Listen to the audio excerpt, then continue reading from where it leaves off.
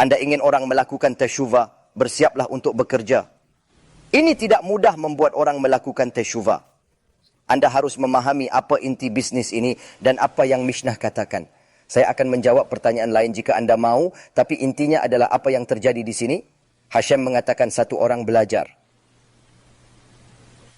untuk mengajar sekitarnya. Aku akan membantu.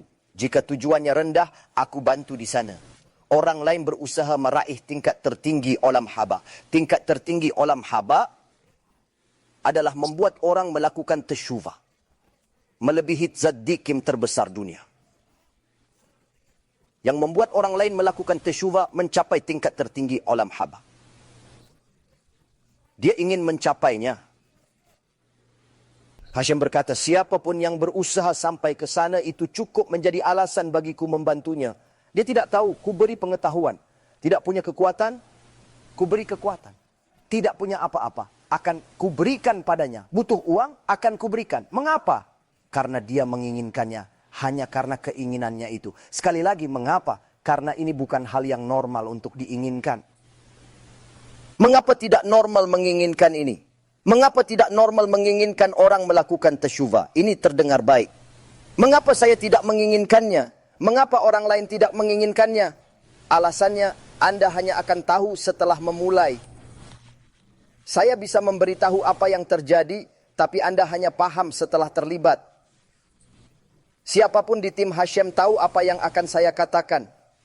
Yang tidak di tim Hashim tidak mengerti. Mengapa? Setelah Anda benar-benar berusaha membantu orang-orang melakukan tasyuva, Anda secara resmi menjadikan diri Anda musuh nomor 1 bagi Satan. Sekarang, Zail umat Zeh bara Elokim.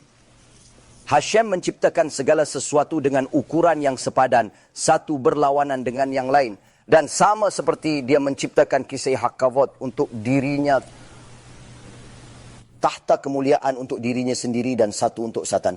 Satan duduk di sana dengan angkuh.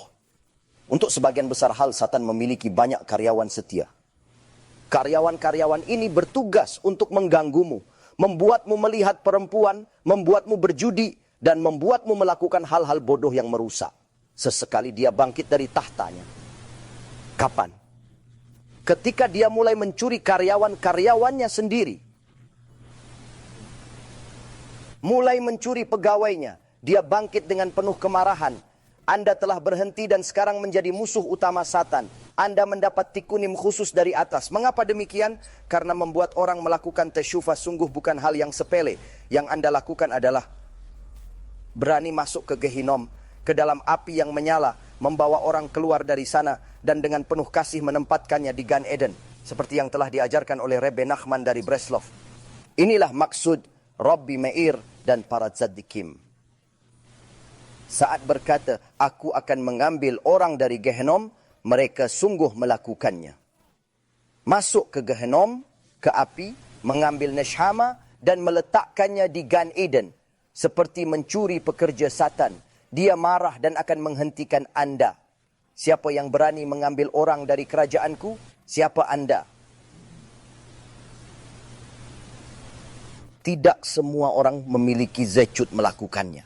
Ini sulit. Tapi jika Anda melakukannya, ada pahala besar menanti. Ada ganjaran besar, namun tidak mudah Anda bisa memperoleh tikunim khusus untuk ini. Rambam menyatakan bahwa jika seseorang tinggal di lingkungan buruk, mereka harus pindah. Jika lingkungan sekitar tidak baik, mereka seperti Amalek. Seperti tertulis dalam Hilchot Deot bab 6. Jika lingkungan tempat tinggal Anda buruk, penuh orang sekuler, Amalek, dan Kofrim, Anda harus segera pindah. Jika tidak dapat menemukan lingkungan yang penuh zaddikim, Anda harus berusaha mencari tempat yang lebih baik. Jika tidak ada lingkungan seperti itu, tidak ada tempat dengan orang soleh dan semua orang jahat.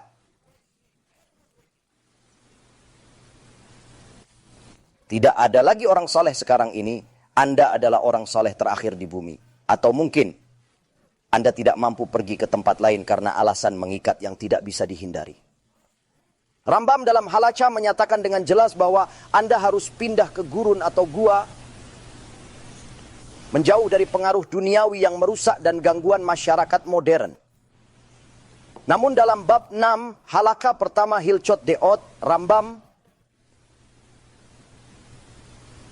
pertama dikatakan bahwa Anda harus pindah. Tetapi Anda tidak harus pindah jika Anda melakukan kiruf. Anda tidak harus pindah jika Anda adalah seseorang yang mengajar Torah. Faktanya adalah hal yang umum bagi seseorang yang membuat orang lain melakukan tasyuvah untuk tinggal di tempat yang buruk, dikelilingi oleh orang-orang yang tidak terbaik. Mengapa? Bagaimana bisa Anda merasa di atas hukum? Mengapa orang lain harus ke padang pasir kecuali Anda? Ketika Anda melakukan kiruf, berarti Anda melakukan ceset tertinggi. Dengan pemberian tertinggi ini, saat Anda sibuk memberi, Anda tak punya waktu menerima kefirah dan dosa mereka. Pengaruh mereka tak akan mempengaruhi Anda karena Anda terlalu sibuk.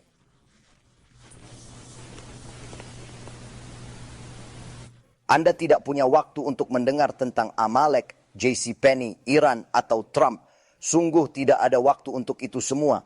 Mengapa demikian? Karena Anda terlalu sibuk membantu orang-orang melakukan tasyuvah dengan sepenuh hati. Itulah sebabnya Anda tidak perlu pindah dari tempat ini.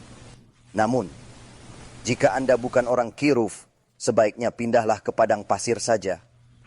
Dengan begitu Anda akan mendapatkan keuntungan dan kelebihan tersendiri. Tetapi itu tidak mudah, Namun, ketika Anda melakukan kiruf, Anda memiliki mukjizat khusus, Anda memiliki zekus khusus. Investasi terbaik adalah menginvestasikan sebanyak mungkin ke QB. Saya mendesak Anda membuka hati dan dompet untuk mendukung tujuan mulia ini dengan berdonasi. Anda tidak hanya membantu orang lain, tapi juga membuka pintu berkah ilahi dalam hidup Anda dengan menempatkan anak-anak Hashem di jalur yang benar. Mari buat perbedaan bersama, satu orang pada satu waktu.